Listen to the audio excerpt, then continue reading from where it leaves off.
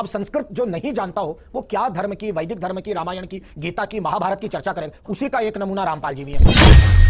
नमस्ते, fast India news. श्रीमान विजेंद्र सोलंकी जी, आपने दिनांक 22/8/2023 को आस्था या ज्ञान नामक डिबेट पेश करके आपने अद्वितीय पहल की है। आपको लाखों लोग देखते हैं। इसका मतलब ये नहीं कि बिना सोचे समझे और थोड़े से पैसों के लालच में आप जनता में गलत डिबेट पेश करो। आपने जो ये अंधश्रद्धा भक्ति खतरा है जान पुस्तक के बारे में गलत टिप्पणियां की हैं, तो आपको बता दूं कि ये पुस्तक सभी सदग्रंथों से प्रमाणित है। और आपने जो ये 3 कथावाचक बुलाए हुए थे, आपने उनको ये कहना था कि शिव महापुराण को साथ में दिखाएं, क्या सच्चाई और क्या गलत है। ऐसे बोलने मात्र से ज्ञान और अज्ञान का पता नहीं चलता। जिन पुस्तकों की आप बात कर रहे थे कि इनको छपवाना पे बंटवाना बंद किया जाए, तो आपको बता दूं ज्ञान गंगा पुस्तक सुप्रीम कोर्ट से क्लीन चिट प्राप्त हो चुकी है, क्योंकि सुप्रीम कोर्ट को ज्ञान गंगा पुस्तक में कोई भी ज्ञान ऐसा नहीं मिला जो सदग्रंथों से बाहर का हो। और जो ये आचार्य शास्त्री कौशलेंद्र दास जी ने संत रामपाल जी को कहा कि उनसे संस्कृति भी नहीं आती, तो इनसे बड़े बड़े मंडलेश्वर शंकराचार्यों ने गीता जी अध्याय 7 के श्लोक 18 में संस्कृत में अनुत्तम का अर्थ अति उत्तम बताया है। गीता जी अध्याय 7 श्लोक 18 में गीता बोलने वाला भगवान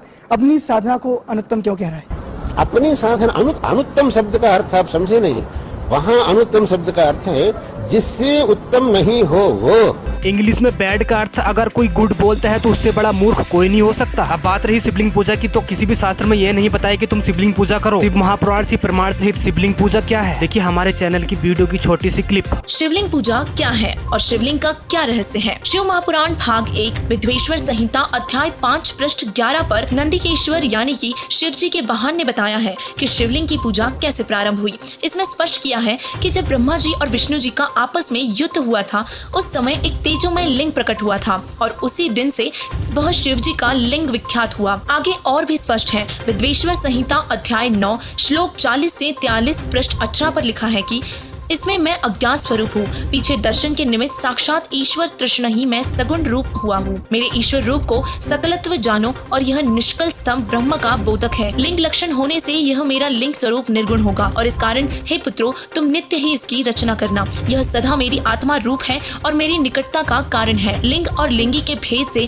यह महत्व नित्य पूजनीय है। दोस्तों, अब जो हम आपको शिवलिंग की सच्चाई बताने जा रहे हैं, हमने अंधश्रद्धा भक्ति खतरा ये जान पुस्तक से ली है। दोस्तों, अब विचार करने की बात यह है कि पहले तो तेजोमय स्तंभ ब्रह्मा और विष्णु के बीच में खड़ा कर दिया और यह सब ये काल ब्रह्म यानी सदाशिव भगवान शिव जी का रूप धारण करके किया। शिव रूप में प्रकट होकर और अपनी पत्नी दुर्गा पार्वती रूप में प्रकट कर दिया और उस तेजोमय स्तंभ को गुप्त कर दिया और अपने लिंग गुप्तांग के आकार की पत्थर की मूर्ति प्रकट की और स्त्री के गुप्तांग लिंगी का पत्थर की मूर्ति प्रकट की और उस पत्थर के लिंग को लिंगी में प्रवेश करके ब्रह्मा और विष्णु से कहता है कि यह लिंग तथा लिंगी अभेद रूप है, यानी इन दोनों को ऐसे रखकर नित्य पूजा करना। इसके बावजूद यह बेशरम पूजा पूरे हिंदू समाज में देखा देखी चल रही है। इस पूजा का विवरण न तो किसी वेद में है और न ही गीता जी में है। इससे सिद्ध होता है कि ये पूजा व्यर्थ है, अनुत्तम है और शास्त्र विरुद्ध है। भगवान शिव कौन है? 3 लोक में एक विभाग के भगवान है। तमगुण युक्त भगवान शंकर संहार क्रिया करते हैं। अपना अधिकतर समय समाधि में रहते हुए भोलेनाथ अपने श्वासों को नियंत्रित करते हैं। पूर्ण परमात्मा नहीं है, यह अजर अमर अविनाशी भी नहीं है। इनका भी जन्म और मृत्यु होता है। सबसे लंबी आयु वाले भगवान शिव की दीर्घ आयु का राज उनका समाधि लगाना है, जिससे वो अपने श्वासों को नियंत्रित करके सबसे अधिक आयु वाले हैं। अब ये सब सुनकर आपको आश्चर्य जरूर लगा होगा, तो आइए अब आपको प्रमाण बताते हैं। यह आप सभी जानते हैं कि भगवान शिव अति शक्तिशाली है। शिव पुराण में प्रकरण आता है कि एक बार भस्मागिरी नाम का एक साधु एक पैर पर खड़ा होकर भगवान शिव के लिए तप किया करता था। उस दुष्ट के मन में दोष था कि भगवान शिव की तपस्या करके उनसे वरदान मांगूंगा और शिव जी को खत्म करके पार्वती से शादी करूंगा। और जिन भगवान शिव को हम अंतर्यामी कहते हैं, उन्हें तो ये भी नहीं पता था कि इसके मन में क्या दोष चल रहा है। एक दिन पार्वती के कहने पर भगवान शिव ने भस्मागिरी की तपस्या से प्रसन्न होकर उसको आशीर्वाद दिया और वरदान मांगने को कहा। तब भस्मागिरी ने शिव जी को वचनबद्ध करवा लिया और उनसे उनके हाथ में पहना हुआ भस्म कड़ा मांगा। भगवान शिव ने उसे उसकी सुरक्षा के लिए भस्म कड़ा दे दिया।